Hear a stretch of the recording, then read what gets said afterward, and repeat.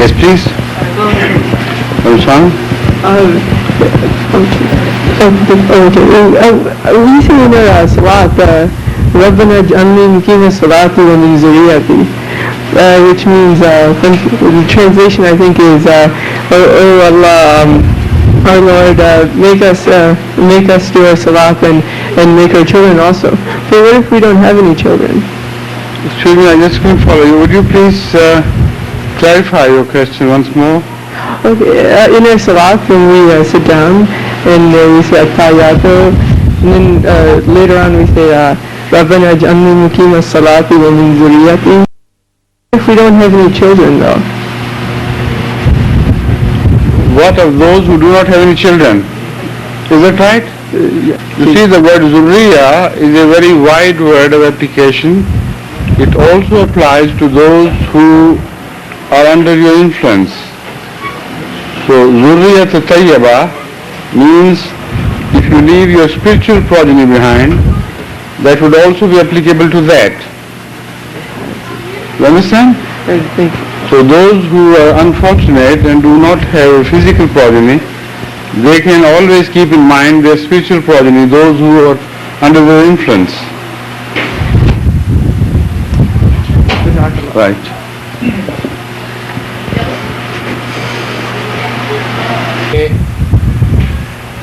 हज़ूर पाक सल्लल्लाहु अलैहि वसल्लम इस्लाम आया, हम तमाम मुसलमानों की हैसियत से होते हुए कलमा तौहीद को यकीन रखते हैं। तो उस वक्त से लेके तकरीबन 1300 साल तक ग्रोहबंदी तो होती आई है इस्लाम में, शुरू से ही फिरके बनते आए हैं। तो मैं तो ये कहना चाहता हूं कि ये फिरके बंदी क्या हमें इससे कुछ मुसलमानों में मजीद फिरके बन रहे हैं जिसका फायदा मुसलमानों को कम हो रहा है, गैर मुस्लिम को ज्यादा हो रहा है। क्योंकि जब हम उनसे बात करते हैं तो वो कहते हैं कि भाई आप तो पढ़ते हैं ला इलाहा इल्लल्लाह मुहम्मद रसूलुल्लाह, सब ये पढ़ते हैं, लेकिन आप में शिया हजरात, अहले सुन्नत, अहले देवबंद तो तकरीबन बहुत ज्यादा फिरके हैं। कलमा भी एक पढ़ते हैं, यकीन भी रखते हैं, खुदा भी एक है, कुरान भी एक है, नबी आखिरी ज़मां भी एक हैं, तो फिर ये फिरके क्यों बना रहे हैं? तो मैं उनको ये मुतमिन तो नहीं कर सकता। मैं सिर्फ आपसे ये गुजारिश करता हूँ इसके मुतालिक आप रोशनी डालें, ये फिरके बंदी हम बना रहे हैं, क्या ये इस्लाम की खिदमत है या कि हम इसमें खोखलापन डाल रहे हैं? Okay, thank you very much. I'll first translate the question in English because the medium of instruction here is English, and there are some friends of ours who cannot understand Urdu. The question is that ever since the advent of Hazrat Muhammad Rasulullah sallallahu alaihi wasallam, we find Islam continuously being divided into sects and split into schisms. He says it presents a very bad scenario to those who do not belong to Islam, and they repeatedly ask questions that when your kalima, that is the article of fundamental faith, is the same, La ilaha illallah Muhammadur Rasulullah, when the book is the same, when the last prophet who brought a new law is the same, and that law continues till the end of the time. With all these factors to unite you, you are still divided and continuously go on dividing. The question, first of all, can there be an end to it? This is a sad story. Number two, what can we tell those non-Muslims who raise this objection against us and we have nothing to say in our defense? But now this was the question. In answer, first of all, let me point out to you gently that there is no religion in the world which did not go through the same process of split and division. No Christian can ask you this question without, he doesn't know it, but he should know that Christianity has already got divided into 600 and some sects. And of course you know only a few major ones today, but throughout the history of 2000 years, it went on dividing and further dividing and so on. Some sects have been buried in the past history, some are still living, some become dormant, some become active. But Christianity has most certainly got divided into far more sects in number than the Muslims have. Similar is the case of Hindus. About the Jews, you might have heard a saying of the holy founder of Islam, sallallahu alaihi wasallam, that the Jews earlier got divided into 72 sects.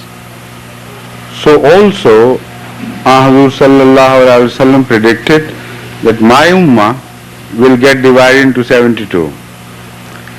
Then would be a 73rd Jama'ah. So as far as the split in Islam is concerned, not only it is unusual, a unique phenomenon, it is found elsewhere all over the world, but also in this case it was predicted so clearly by Hazrat sallallahu alaihi wasallam. So the division in itself was destined to be. The question is how to live with these differences. What hurts you deeply is something else, in fact. You perhaps don't realize what is it that makes you so uneasy as against Hindus, Christians, Buddhists and so on and so forth. It is only the attitude. They have learned how to live in differences with decency. You do not find any Christian sect today which teaches the followers of its own sect burning the houses and properties of other sects, followers of the other sects, to kill just for the sake of difference, to abuse others, to excite common people, ignorant people, to murder in the name of God and so on. You never hear such things among Christians. Differences, of course, there are. You never hear such things among the Buddhists, the Confucianists, the Hindus. All have learned to live in peace despite the differences. The Muslim situation appears to be ugly because of this, not because of differences, but because we have not learned to live decently with differences. And this also is only a temporary phase in our history. Temporary phase, it's a phase through which we continuously pass, while such phases have appeared also in the past in almost every sect, or every religion we should say.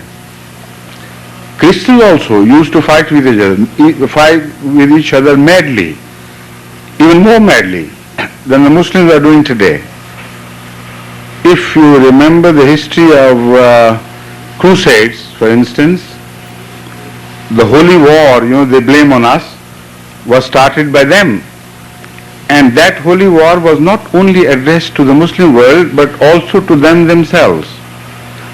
Holy wars were fought in Spain against those Christians who did not agree with the official doctrine of Christianity. That was Roman Catholicism at that time. Until recently, but for Roman Catholicism, no other sect in Christianity was permitted to work in Spain. But infights among Christians continued for a long time, for hundreds of years in Europe, but they are buried in the past. So the problem is that we continue to do what others have refrained from doing. They have learnt their lessons, we have not yet learnt our lesson. As far as the difference is concerned, as I have already mentioned to you, it's a phenomenon which cannot be avoided. Now I turn to another aspect, what to do about it. Number one, why differences appear in the first place? It's a very important question. If you are interested in that answer, I'll also give that. Otherwise, I'll wait because I think I have. My question is very much different. You were just ready to read. My question is very much different. My question was this: that why, when we have Quran, when we have. I'm coming to this. That's what I try to say. I'm coming to this. Your question was also what I have already answered, because while you were building your question, you also mentioned this, that why are Muslims behaving like this? So, and why are others objecting against us? So I answered that part first. Now I turn to the basic why there are splits at all, if the Quran remains the same. If you go to the history of divisions, you will find that up till the time of Khilafat-e-Rashida, there were no sects born. There was just one indivisible single Islam.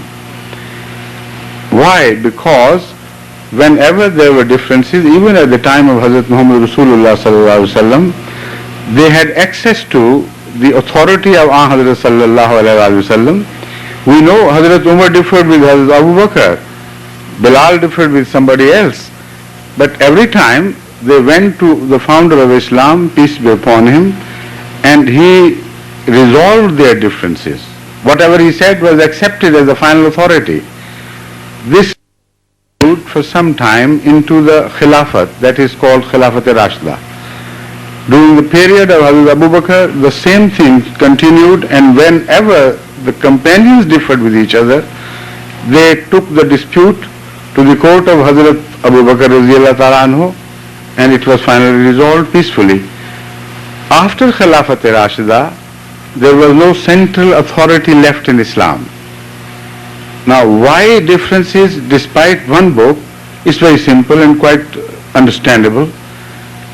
You look at a verse of the Holy Quran which can possibly be interpreted in two ways rather than one, or sometimes in more ways than two. You look at it honestly from one angle. I look at it from another angle. And you draw different inference from the same. As long as you and I are honest and we draw our conclusions honestly with truth, we are not punishable by God, because God will judge us according to our own inner truth. But the difference would certainly appear. So a central authority is required to sit on the seat of judgment to resolve these differences. Now, it is just because of that whenever Hazrat Muhammad Rasulullah sallallahu alaihi wasallam predicted the advent of Messiah or coming of Al-Mahdi, attributed to them this task as well. They will sit on the seat of judgment to resolve the differences between various sects. So a central authority from God is essential, without which this process of split cannot be stopped. And that is the answer to the last part, how can it come to an end?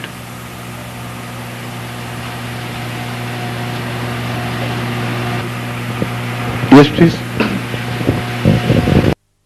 मेरा सवाल है सियासी निज़ाम के बारे में. Yes, please. अमीर के चुनाव के बारे में. For how long have you been here, please? 5 years. Huh? 5 years. 5 years you should be able to express, I hope, in English, because this is the common language you use. नहीं मैं For the benefit of our friends, I mean, please. ज़्यादा अच्छे तरीके से. All right then. I'll translate then. तो मेरा सवाल ये था कि अमीर के चुनाव के बारे में कुरान और हदीस में जो है ना उसका कोई जिक्र नहीं था. किसके कुरान किसके में? अमीर के है, जिक्र है. नहीं, जो खलीफा चुनना है उसके बारे में उन्होंने कुरान में मेरा ख्याल यही बताया गया है कि वो आपने आपके अमीर की करनी है अतात. राइट. लेकिन ये नहीं बताया कि उसका चुनाव कैसे करना है. लिखा हुआ है कुरान करीम में कि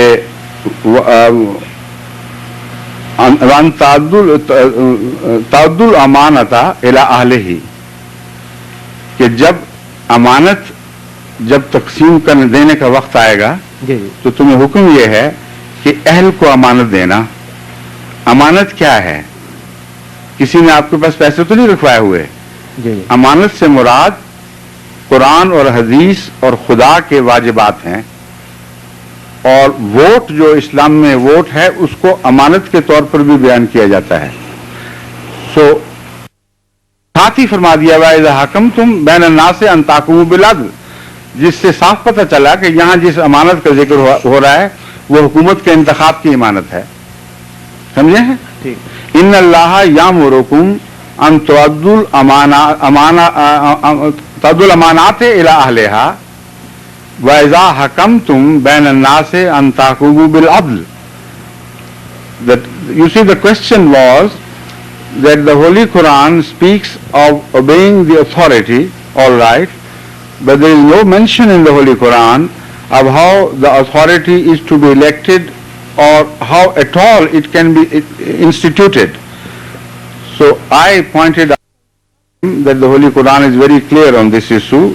The Holy Quran has laid down the instruction in the verse which I have just read, which says, Allah enjoins upon you to discharge your responsibility of amana with justice and with fear of Allah.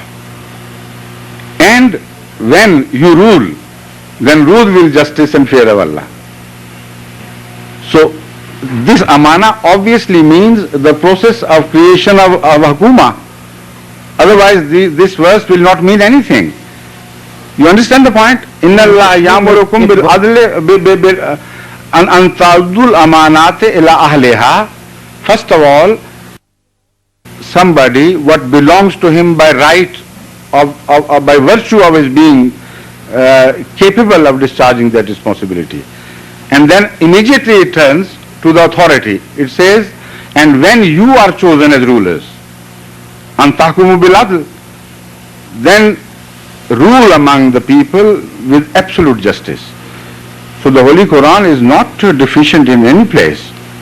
It is very clear on these principal issues. And आपने अमानत की बात की है vote के बारे में, Yes. लेकिन ये वोट का तस्वर जो है ये अब आज के दौर की जो है ना, ये कंसेप्ट जो अब हुआ है, You see the- मेरी बात सुन लें। हाँ जी, उसमें आपने जो बताया है कि अमानत की बात की है आपने, लेकिन ये नहीं बताया कि वोट किनको देने हैं, कौन लोग हैं जो देंगे वोट। दूसरी बात ये है, जो मेरा मेन क्वेश्चन है वो ये है कि खुलफा राशिदीन उन्होंने मुतफिका तौर पर एक तरीका राइज किया था, लेकिन वो तरीका जो है वो जो अमीर चुनने का, उसके खुलफा राशिदीन के फौरन बाद ही खत्म हो गया और दुनिया में उसके बाद कभी राइज नहीं हुआ वो। तो जो चीज इस तरीके से खत्म हो जाती है उसको हमेशा फेल किया समझा जाता है, ठीक है ना। अगर आप ये कहते हैं कि ये इस्लाम हर अब तक के लिए मुकम्मल है, हर चीज का अहाता करता है, तो क्या सियासी निज़ाम के बगैर जो कि एक फेलशुदा निज़ाम है ये इस्लाम जो है इम्पोज हो सकता है? मेरा मतलब है अब भी। excuse me, I understand your question. If you permit me, I can speak on this issue, please. Right.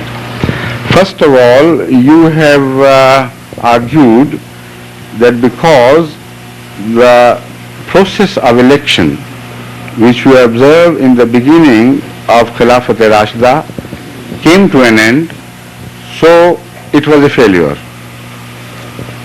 Is that right? Failure in what sense?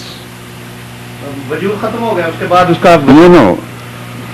वजूद खत्म होना और बात है. मतलब खुलफा राशिदीन का When you call it a failure, it means it did not work. Why did it not work? Because the system was wrong, or the people who were made responsible to run the system, they had gone wrong. There are two different issues. By any sane man, they should be analyzed correctly, and the responsibility should be relegated to the people, right people. I believe the system worked most beautifully because that was the ideal age for Islam. As long as Muslims acted upon this advice, they created a system which was the best so far that has ever appeared. So by people, system does not mean that the system is wrong.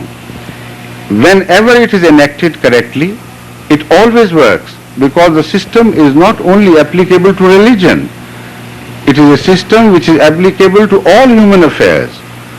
وَأَمْرُهُمْ شُورَى بَيْنَهُمْ is again a verdict of the Holy Quran, which says that when they decide the matters of government, they consult each other. So look at the democracies of today. In the ideal states where the democracies are working, they are working under the same principle which was enunciated by the Holy Quran 1400 years ago. So it will be a hasty judgment and very I must say unwise judgment to say that the system was wrong. The system was correct. Those who failed to follow the system, they were very unfortunate people. And potentially it was workable. And workable even in non-religious systems.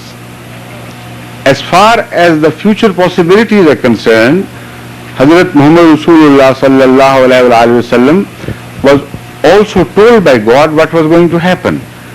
And an alternative arrangement was made by God for this. It's not that Ummah was left to shift for it. All things were in the knowledge of Hazrat Rasul, of God, and God imparted this knowledge to Hazrat Muhammad Rasulullah. So he told us that a time would come when Mujaddideen will have to be raised. They would come at the head of every century, and they would remove the wrongs done to Islam by that time. That in fact was a prophecy that Khilafah will not continue. Because during the Khilafah these differences could not happen.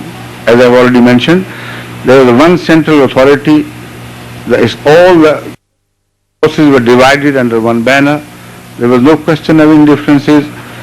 Creating sects, differences appear, of course it's human, but they never resulted in sects at the time of Khilafat, so that was the ideal system. When it was to fail, then alternative arrangement was also made by God and told to Hazrat Rasulullah sallallahu alaihi wasallam. So he said, at every head of the century, there will appear someone from God or some people from God, man yujaddidu laha deenaha, who will revive the faith for the century. Then the process of decay would, and again, at the head of the second century this would come. Until, he says, Messiah would appear. What then? The verdict is, ثُمَّ تَكُونُ خِلَافَةٌ عَلَى مِنْهَاجِ النُّبُوَّةِ. Then this Khilafah, which you seem to have lost forever, would be reinstituted by God. And forever, never to leave you again. So it's a very hasty judgment to look at a short span of time and say everything is finished and destroyed and gone with. It's not so.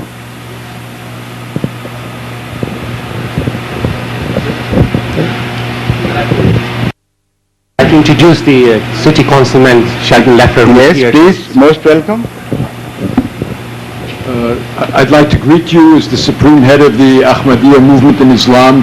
I represent this area of 212,000 people on the City Council of New York, and I've worked closely with the Ahmadiyya movement in Islam. They have been helpful to me, and I try to be helpful to the members. And if there's any way in which you think that I can be helpful on the City Council or any of the other members, please tell me, because I would like to be helpful and work with you. Thank you very much. And I hope you have a very, very good stay here in New York City. First of all, I would love to shake hands with you. Thank you for this good gesture on your part. They know Honored to have you here. Honored to have you here. And as far as the Ahmadiyya community is concerned, they follow a principle laid down in the Holy Quran, which we follow with meticulous care and caution. And it says that you must cooperate with each other on everything good. That's a beautiful principle. We look forward to cooperating. Exactly. Thank you very So much. whenever you find in need of any cooperation, the community will most certainly cooperate with you. And they have. And you have also been very kind, they tell me. Yes. There is an ideal atmosphere of understanding Yes. and correct. Yes. So I'm so glad that it happens, and inshallah from our part I assure you it will continue. Inshallah. Thank you. Thank you. Thank you very Thank much. you. Thank you.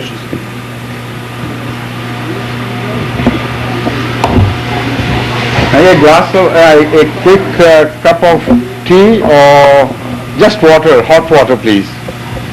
Because I rushed to this program from some other program. I didn't have time to have a cup of tea, so if you permit me please, I would at least have a hot cup of water. Yes please, yes please. एक question है अपना तलाक के बारे में। पाकिस्तान में ये चीज पे बिलीव करता है कि अगर औरत को 3 दफा तलाक दे दी जाए, 3 दफा कह दिया जाए कि मैंने तुझे 3 दफा तलाक दी, तलाक हो जाती है। और कुछ लोग ये कहते हैं कि ये सही नहीं है। ठीक है। तो जो ये बिलीव करते हैं इस चीज पे, आखिर उसकी क्या बुनियाद है? वो किस चीज को माखज़ तस्लीम करते हैं? I'll explain, yes. Thank you. I'll explain that. Or have you to say something else as well? Have you completed your question or should I start answering? Oh, okay. You see, the Holy Quran is very clear about the process of divorce. It says that there should be at least 3 months period permitted to pass before the separation should be considered final. And this is the basic, nobody can change it. But sometimes if there is a misuse of an injunction of the Holy Quran, then the lawful authority instituted by God has the right to temporarily take punitive measures against those people who misuse the teachings of the Quran. At the time of Hazrat Muhammad Rasulullah Sallam, this need did not arise. But gradually people started abusing this teaching.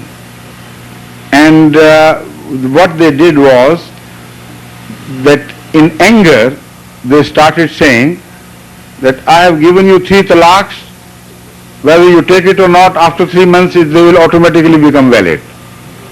So they stuck to both 3 months and the 3 talaqs simultaneously at one single time. When this was noticed by Hazrat Umar, he was very angry. He said, I would not permit you to play with the Quranic teaching. So now I tell you, if you said that, then I'll consider, the state will consider the talaq to be valid.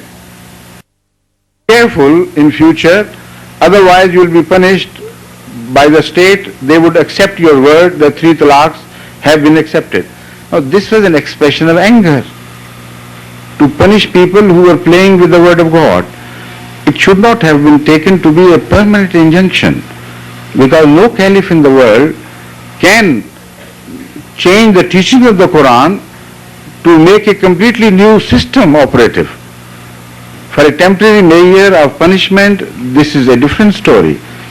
But from then on to say that ever after, anybody who said 3 talaqs, that talaqs would be valid, this is wrong, this is against.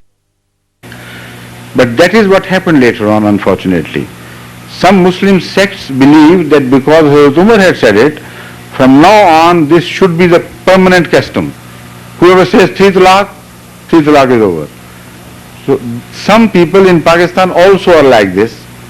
We disagree with them. We don't believe in such things. We believe that Hazrat Umar's measures were temporary and were only till the time of his Khilafah. You see, Khilafah is short-lived. Nabuwwat is permanent. This is the major difference you should understand. So a Khalifa can take certain punitive measures which will as long as he is Caliph. They are not even binding on the next Caliph. That is exactly what happened during the Caliphate. Sometimes one Caliph disagreed with the injunctions of the previous Caliph and issued a new order as he deemed best. So the Muslim scholars should not have taken the word of Hazrat Umar to be a sort of Quranic order which had become a Sharia, a part of Sharia. We don't believe in that. We agree with his wisdom, but we did not agree that anyone has the authority to change the course of the Quranic teaching permanently.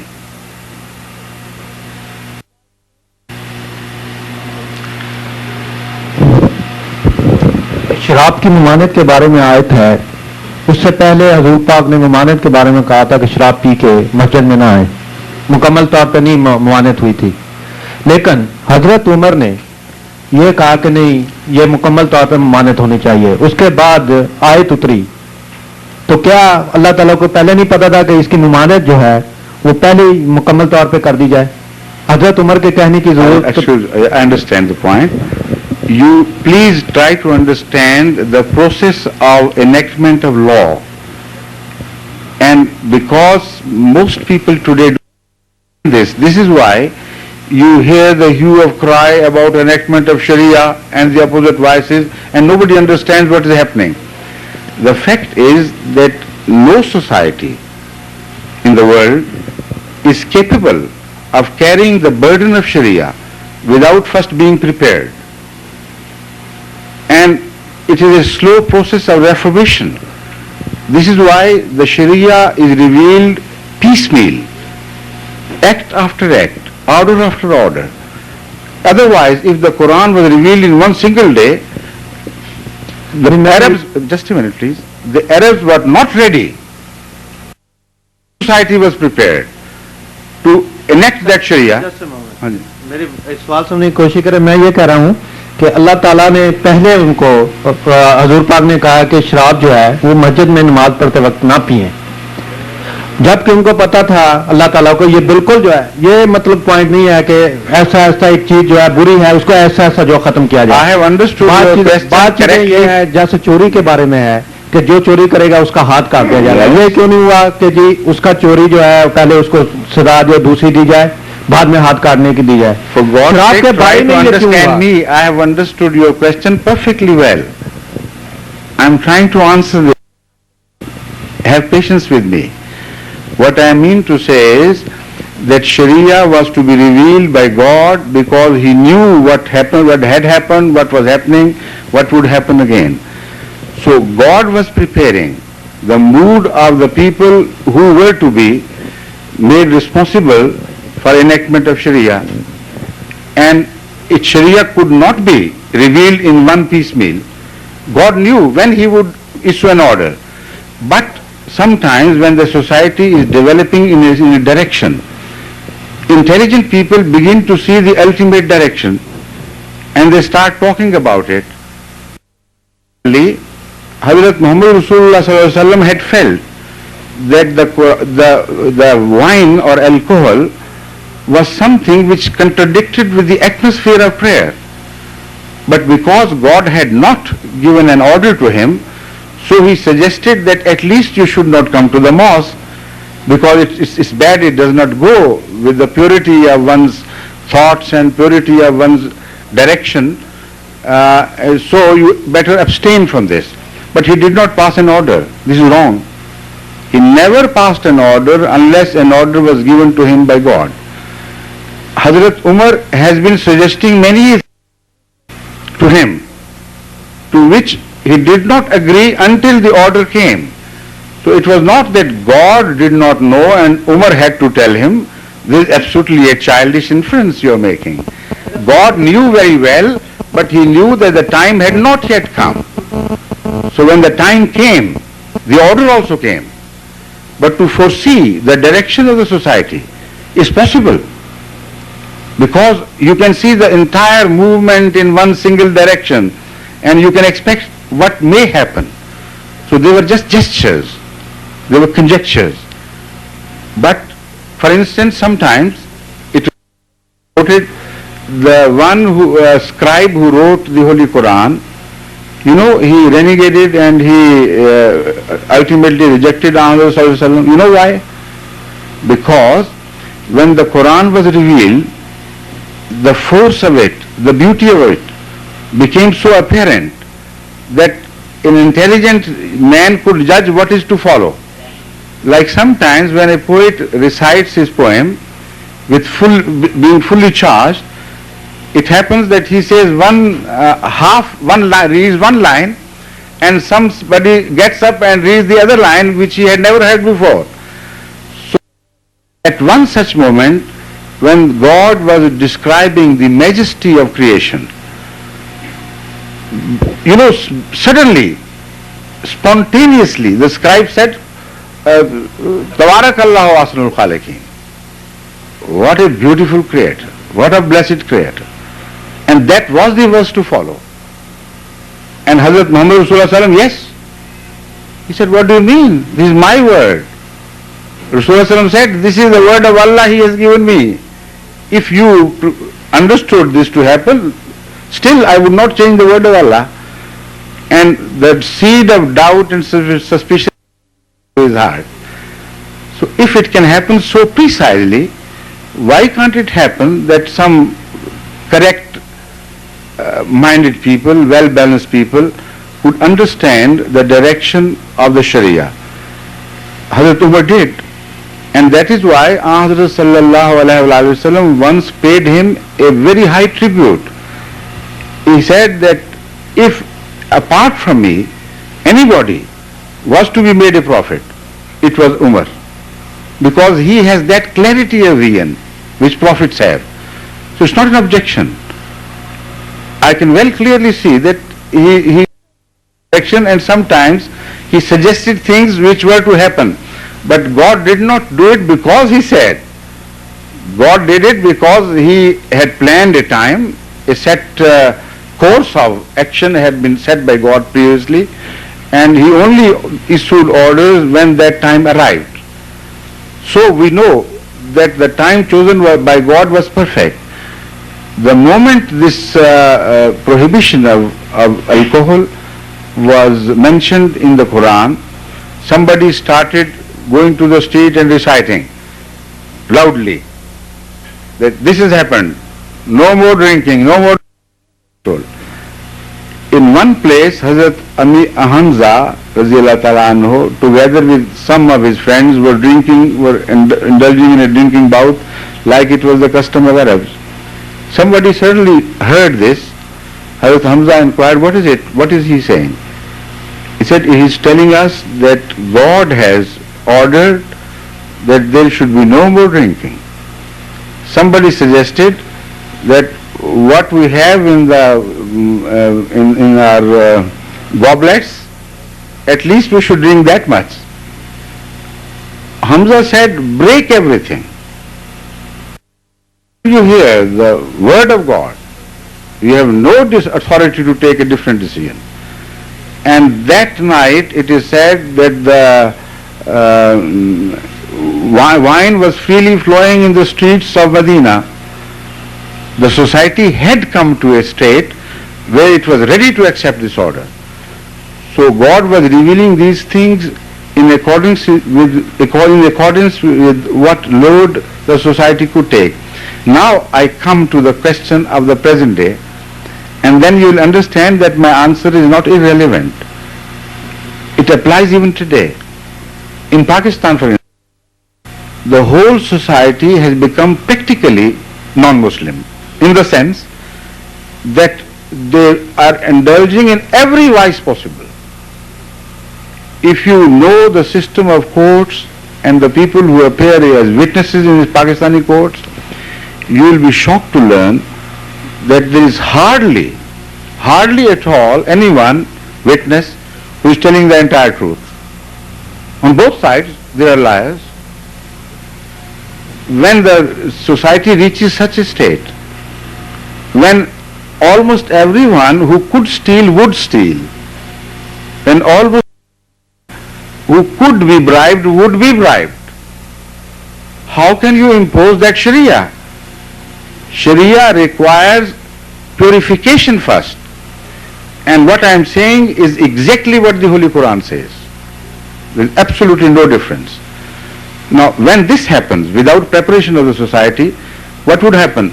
Only those hands would be cut who do not steal, because thieves are in majority and they are liars. They can frame people easily. And the person who is framed, he is helpless, he can only tell the truth. If he has no witness, he would say, I have no witness. Why I infer this from the Quran? It is very clear in Surah Jummah. The Holy Quran says about Hazrat Muhammad Rasulullah Sallallahu Alaihi Wasallam, هُوَ الَّذِي بَعَثَ فِي الْأُمِّيِّينَ رَسُولًا مِّنْهُمْ Yatlu alayhim ayatihi. He reveals the word of God to the people, to the Arabs, وَيُزَكِّيهِمْ, and first purifies them. وَيُعَلِّمُهُمُ الْكِتَابَ, and teaches the book after purification. وَالْحِكْمَةِ, and his philosophy. So what a beautifully ordered teachings, how beautifully based in human psychology. Because unless Hazrat sallallahu alaihi wasallam had purified the society, they could not take the load of Islamic teaching. It was impossible. He did it. Today what are the ulama doing? They're crying themselves hoarse to demand Sharia, Sharia, Sharia. And in the streets where they live, Islam does not live. It doesn't live anywhere. The whole cities are corrupt. Children are abducted. Their hands are broken, and they are presented to the people for begging, for the sake of begging. And all crimes you can imagine are being committed in such Muslim countries which are not even committed in the non-Islamic world anywhere. And yet they say Sharia, Sharia. What do they mean by Sharia? They are not ready. They are not willing. And if Sharia is imposed, they will rebel against that. So that is the philosophy I have learned from this gradual, slow revelation of the Sharia laws in the Quran. This happens with every Sharia. There is no change. Sharia हमारी जिंदगी का हिस्सा है, इसके बारे में आप बता रहे हैं ना, हमने कभी उनको इग्नोर नहीं किया. मसलन सिर्फ ये सजाएं जो हैं वो हम पे कभी इम्पोज नहीं की गई, वरना शादी भी हमें उसी तरीके से करते हैं जैसे मुस्लिम बताते हैं, जैसे अबू पाक ने बताया, तलाक और इसी तरीके का जो भी जो है. I understand your point. लेकिन आप ये कहते हैं कि ये ग्रेजुअली जो है हो रहा है सब कुछ. No, what I am saying is that you accept Sharia only in that match where you are willing to accept it. You can't live without marriage. You can't live without talaq. You can't live without being born and without not baptized but given a good tea or something like that according to Islamic custom. So these are things which are unavoidable. But Sharia is not this. Sharia begins with truth. No Sharia is possible without truth. Where is the truth? Show me. Where is honesty? आज के दौर में Where is honesty? Where is integrity?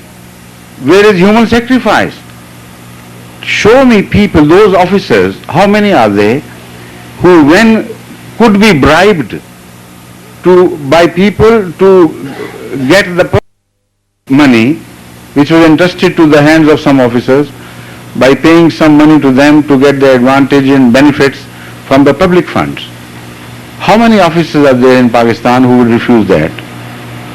How many are people who would abstain from bribing? How many are there who could abstain from stealing while they could? In the courts, हाल बताएंगे आप. yes, I will, but this is what I am telling you. The question is that Sharia or law anywhere in the world has to be either imposed by force or by cooperation and willingness. Religion cannot be imposed by force because the Holy Quran itself rejects this concept. It says, La ikraha fid deen. There is no coercion in the matter of faith. The Hazrat Muhammad Rasulullah Sallam is addressed as Fazakir in Nafat Zikra.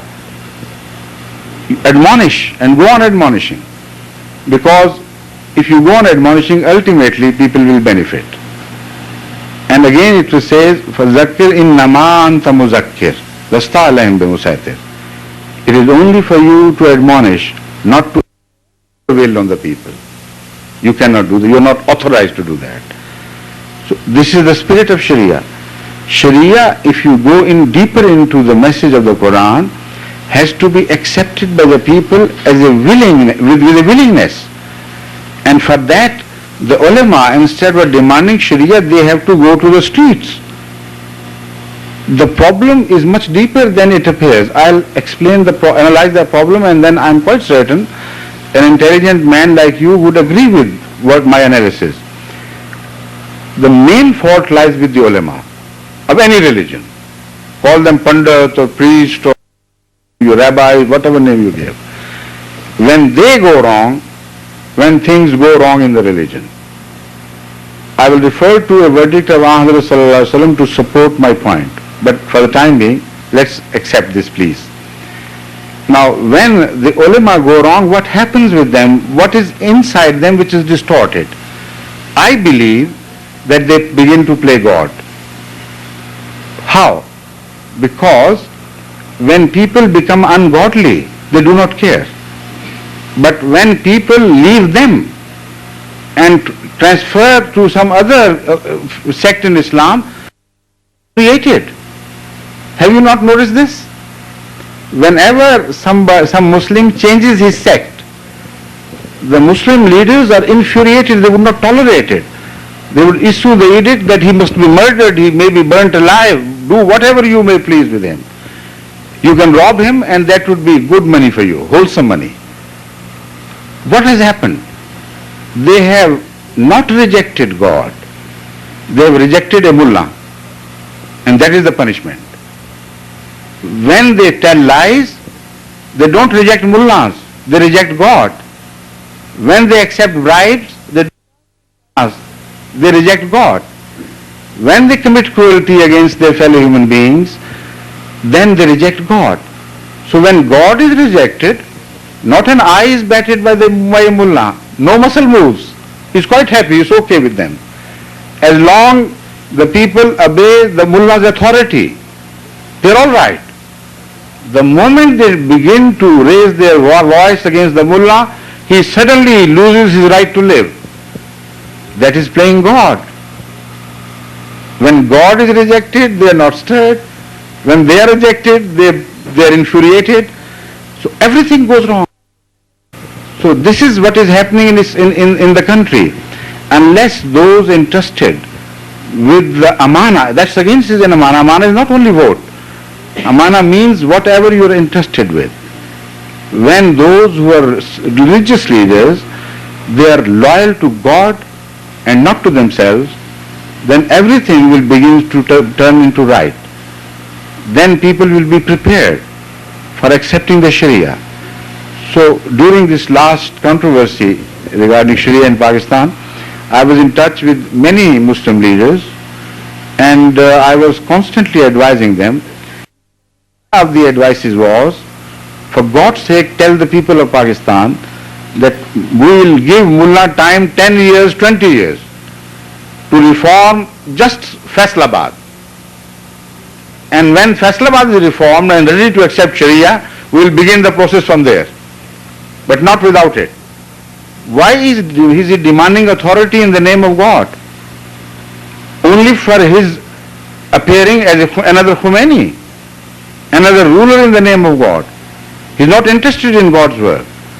Otherwise there wouldn't be such cruelties in Pakistan, such ugliness in our daily behavior, relationship with human beings. You see, my philosophy is, and which is based on the Quran, that it is impossible for you to love God without, as long as you hate His creation. It's impossible. Human beings are the work of God. How can you hate the work of an artist and love the artist? Have you ever heard such a man? It's impossible. You hate the work of a musician. You say, I can't hear it, it gets on my nerves. But I love the musician. What a wonderful musician is. The Muslim and some other religious leadership everywhere in the world is living a lie. They are false people. When they hate mankind in the name of God, they hate God. It's impossible to separate the two. So when this is the state of affairs in a country, how can you impose Sharia? First, reform the society by kind word, by persuasion, by sacrifice. Even if you are beaten back, go on telling, please do this, do not do that. Then, of course, Sharia is the best law, but not with. अभी आपने फरमाया कि But please just let me know, shall it be a duel between you and me, and shall nobody else would be provided an opportunity, please? We wait for a while, then we may turn to you again, right? Yes, please. By the way, it's not chai. But anyway, it's good for my throat. That's all. Yes, please. Any other question, or shall we request him to continue? Of course, you're doing good job. We're asking questions, you know. No, I understand. Please give him, because nobody else is interested. Let's continue. कुछ question थे इस्लाम के बारे में, हाँ, कुछ नहीं ठीक है. नहीं, I don't mind at all. You see, you are asking your questions very civilly and kindly. I'm used to mullahs who spit fire when they ask questions. So don't bother about me. Please. अभी आपने फरमाया था कि इस्लाम जो है या मजहब जो है वो फोर्स के जरिए जो है इम्पोज नहीं किया जा सकता. तो आप ने पढ़ा होगा इस बारे में कि जिस वक्त जहाद के लिए जाते थे और वो तलवार हाथ में होती थी और कहते थे कि या तो कलमा पढ़ो, जजिया दो, या फिर लड़ने के लिए तैयार हो जाओ. कौन जाता था? ये हिस्ट्री का हिस्सा है, आप इनको रिफ्यूज नहीं कर सकते, क्योंकि नहीं, अगर आप कौन जाता था ये पकड़ के और ये दावा करके? ये जो भी सिपह सलार होते थे या खुलीफा होते थे उनकी जमाने की बात, किस जमाने की? उमर के जमाने की बात है जिस वक्त जमाने में ये नहीं होता था. I'll explain, please. You are talking of Umayyads and Abbasides. नहीं, मैंने वैसे जो पढ़ा है मैं आपको बताऊं. Yes. जो है फेवरेट जो सब्जेक्ट रहा है और मैं एमए किया है मैंने उसमें. तो despite the fact that you are an MA Islamiyat, you have no right to change history, please. Excuse me. ये मेरा फॉल्ट नहीं है. I'll explain. मैं जो पढ़ा हुआ है मैंने उसके बारे में I'll explain to you. You might have read an Orientalist, because this is quite very fashionable with them to introduce Islam in the light as you are introducing today. If you read the correct history, it is not so. The fact is that you must understand the essence of the teaching. Why? Number one, no war was waged by Hazrat Muhammad Rasulullah sallallahu alaihi wasallam to impose Islam on anyone. Mushrikeen lived with him throughout. Jews lived with him throughout. Christians lived with him throughout. Not a single person was coerced. So the inference you draw from some incidents during the war has to be something else. And I'll explain what it was. You understand?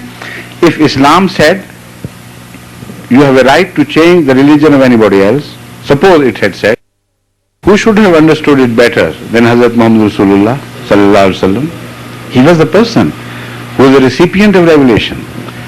You can't show a single incident in his lifetime where, living with disagreement, he raised even a little finger against a Jew, against a Christian, against a Sabi, whoever it was. So whatever inference you draw has to be re-studied and re-evaluated. हजरत उमर, हजरत उस्मान, हजरत अली और हजरत अबू बकर के ज़माने में बहुत सारी फतवात हुई थी, बहुत सी जंगें हुई हैं. उनकी रीजन क्या थी? वो किस बिना पर लड़ी गई? I understand. I'm coming to that, please.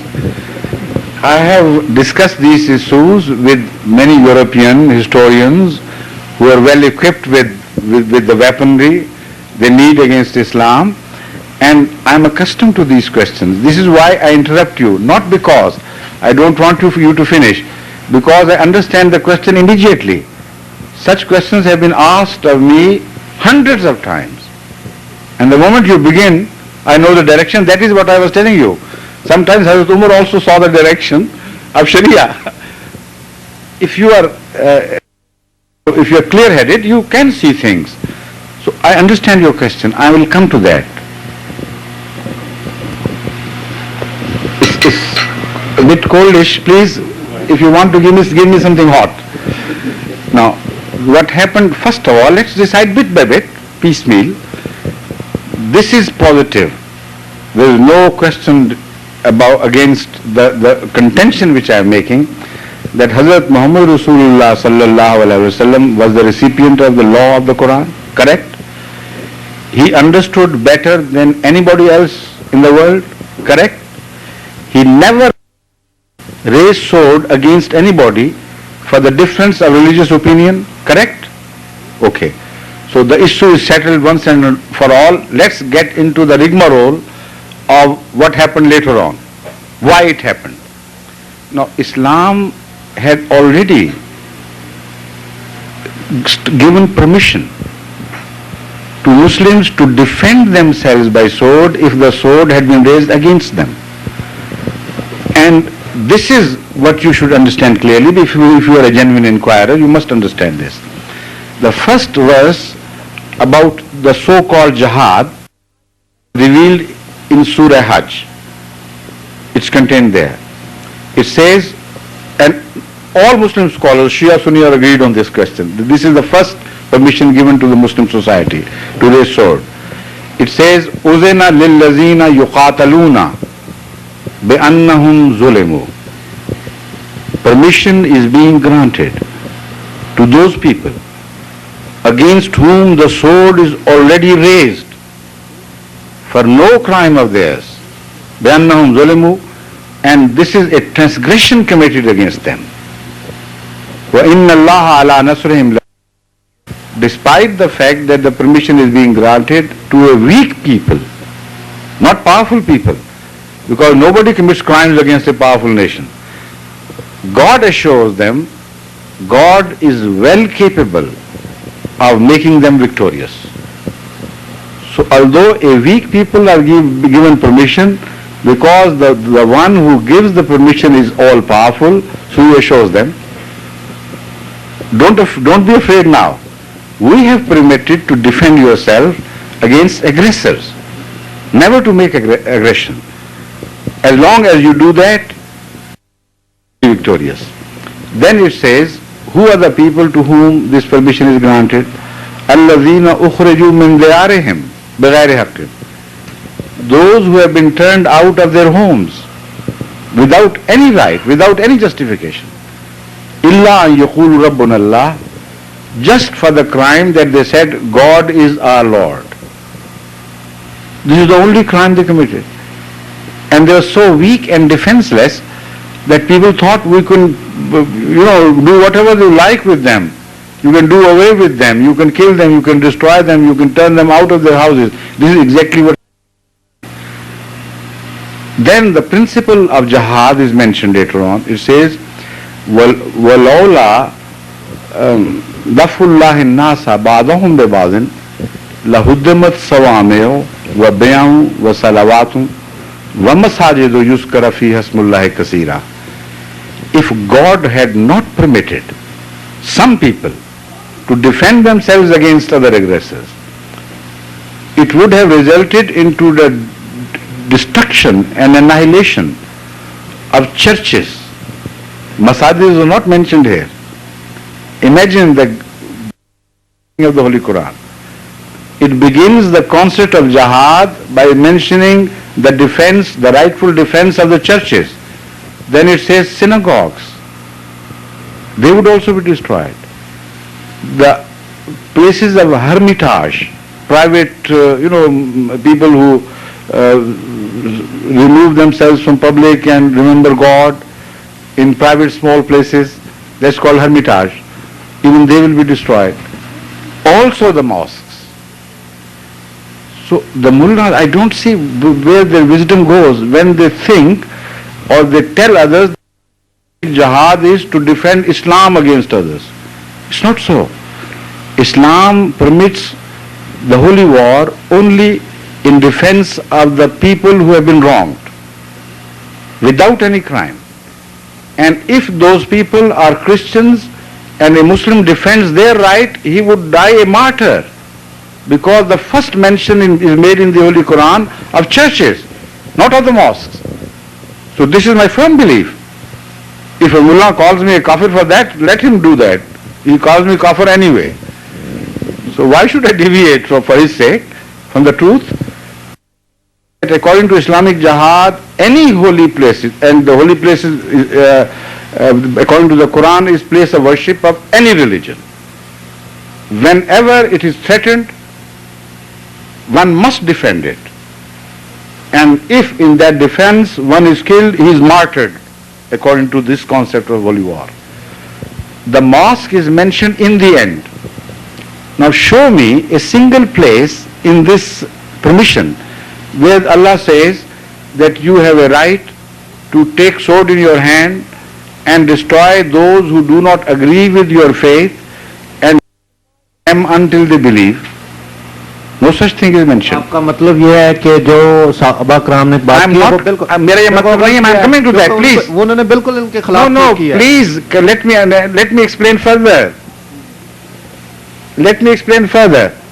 Now, if a war is imposed on a people unjustifiably, and if they become victorious, they have a right to kill those who had attacked them with the intention to kill. Is that not right?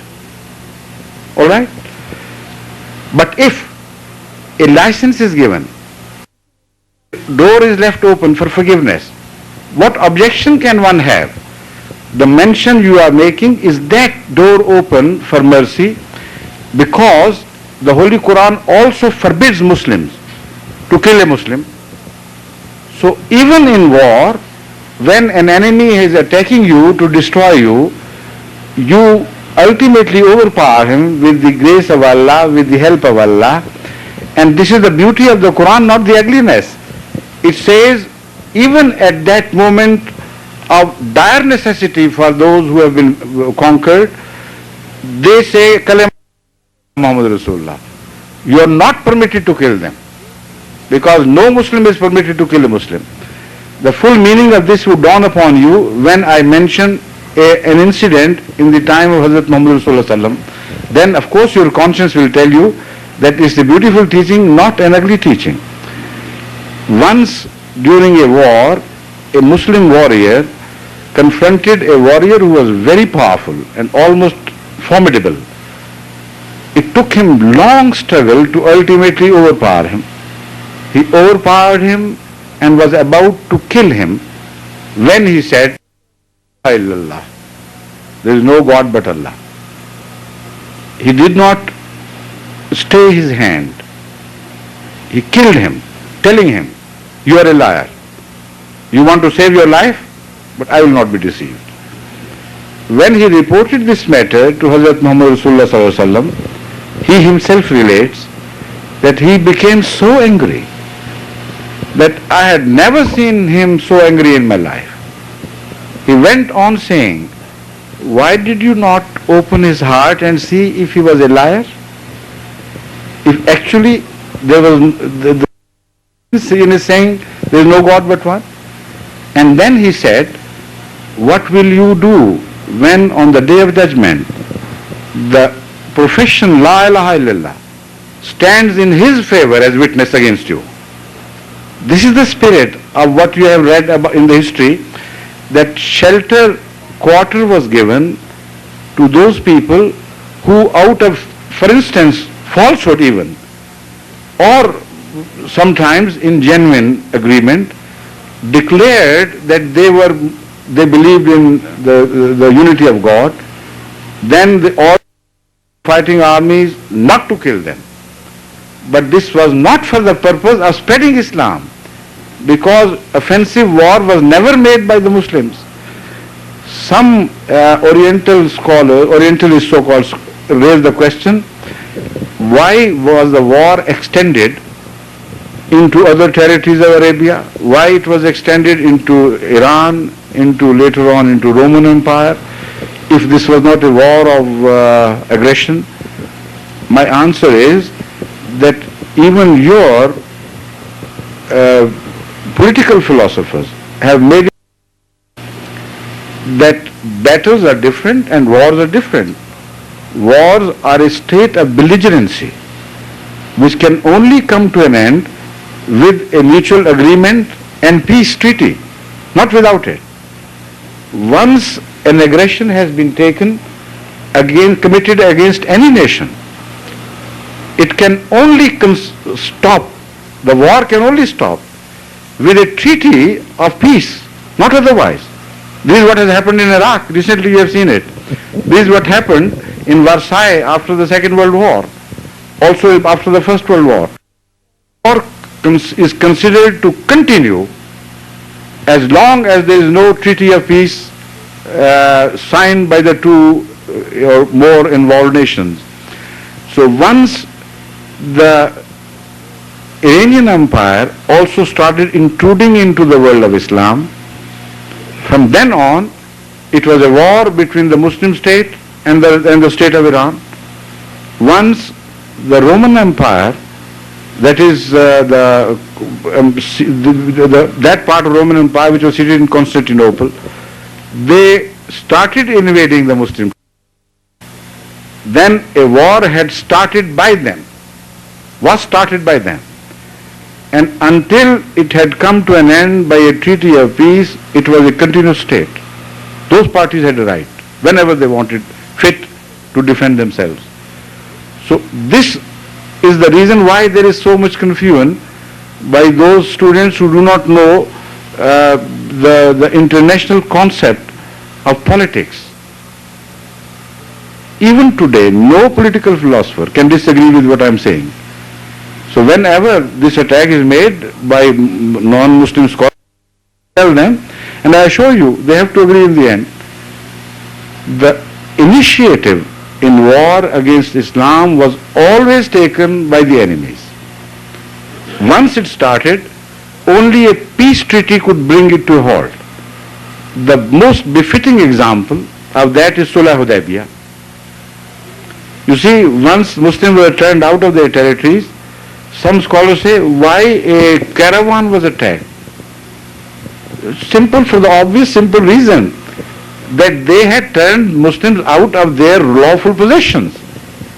A war had, and the Muslims had every right also to rob them of their possession as long as a treaty was not signed. So until Sulh Hudaybiyah, the peace treaty at the field of Hudaybiyah was signed, this continued. And after that, it was never broken by Muslims. You see, this is the beauty of truth. If there is consistency in this. So I hope you will understand, and because you have only read one side of the picture as presented by antagonists of Islam, so you are impressed, unfortunately. But one moment. Behind, please. I promise, given time, if you have more questions, I will return to you again. Right? अस्सलाम वालेकुम जी, मेरा नाम मंसूर अहमद है। Yes. मेरा एक सवाल है, please अगर आप उर्दू में जवाब दें तो मैं ज्यादा बेहतर हूँ। नहीं, the problem is this: the country where we are holding this session is English speaking, and we have made it a principle that in formal meetings we'll use the language of the people themselves. So what I can do, I can give you the concession. You ask the question in Urdu, I will translate in English and answer in English. So if you can't understand, later on someone from here, because all the proceeding is recorded, will explain to you. All right? Okay ji. Thank you. मेरा सवाल ये है कि इस्लाम में ये खिलाफत में वरासत का कहाँ तक इजाज़त दी जाती है? कहीं नहीं. It's very simple. The question, yes, it's a very good question and a quick answer, of course. He says, where is the authority in Islam for the Khilafat to become hereditary and be bequeathed to some children of a previous Khalifa? There is no such authority. It is wrong. Jazakumullah. खिलाफत के विरसे में मिलने की कोई authority, कोई सनद नहीं है. इतना सा जवाब तो मैं उर्दू में आपको दे देता हूँ. शुक्रिया. Any other question, please? Yes, please. Yes. Now tell me, if it is time for prayer, please. Eh? I saw you that is why I thought perhaps we are already late. So, excuse me, will you permit us to bring this to an end after this young man asked the questions, because this meeting was to last until 8:40. And then because the prayer time begins, people are waiting for prayer, so we must part. All right?